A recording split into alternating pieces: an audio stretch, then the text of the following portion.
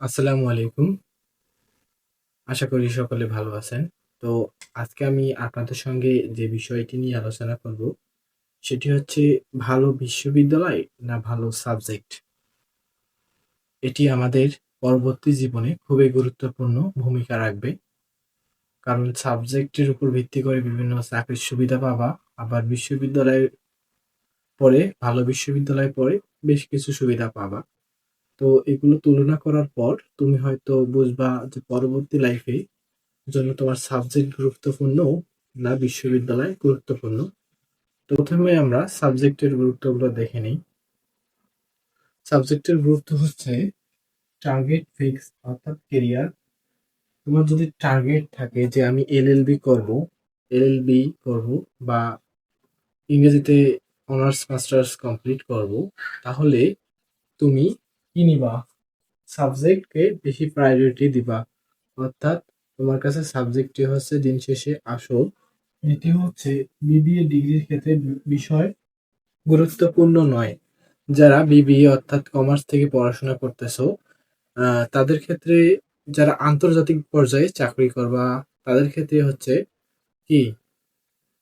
তাদের ক্ষেত্রে বিষয় গুরুত্বপূর্ণ নয়। অর্থাৎ তাদের বিশ্ববিদ্যালয়ে যদি র‍্যাংক থাকে, তাহলে তারা সেই র‍্যাংকের মাধ্যমে একটা পরিচিত ওয়ার্ল্ডে আন্তর্জাতিকে কাজ পাবে বা যেকোনো চাকরি পাবে। তৃতীয়ত হচ্ছে ভালো সাবজেক্টে কারা পড়ে? ভালো সাবজেক্টে অবশ্যই ভালো স্টুডেন্টরা পড়ে। ভালো সাবজেক্টে ভালো স্টুডেন্ট পড়ে। এর কারণ হচ্ছে তুমি যখন পড়াশোনা শেষ করে এলাকায় যাবা, তখন তোমার এলাকার লোকেরা বলবে যে, "বাবা তুমি কি সাবজেক্টে পড়ো?" তখন তুমি যদি বলো ইংরেজি, তখন এলাকার মানুষ হয়তো বলবে যে ইংরেজি একটি আলাদা আসবে, ভাবমূর্তি আসবে। আর চতুর্থত হচ্ছে কনফিডেন্স বেশি থাকবে।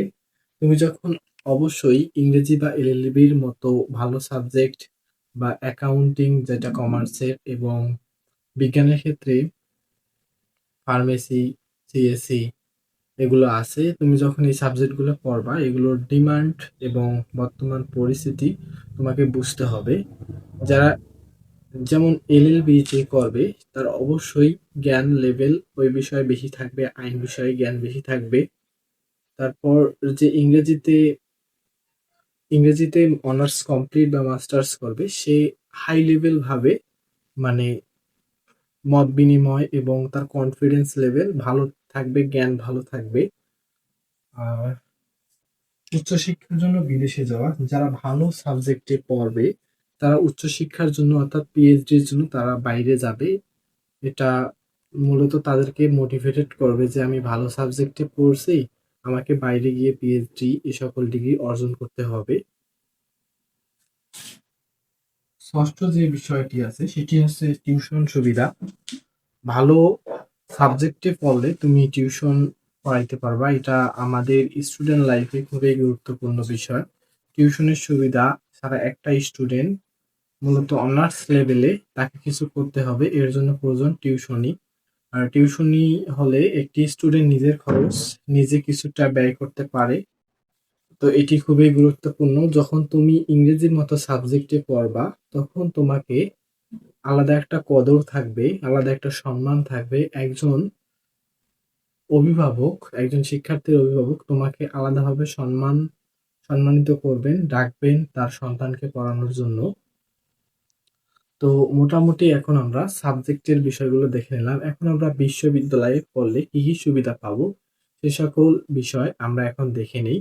প্রথমে আসি, টার্গেট ফিক্স না থাকলে, অর্থাৎ তোমার যখন বিষয় ভালো লাগবে না, তখন তুমি বড় বিশ্ববিদ্যালয়ে যাবে।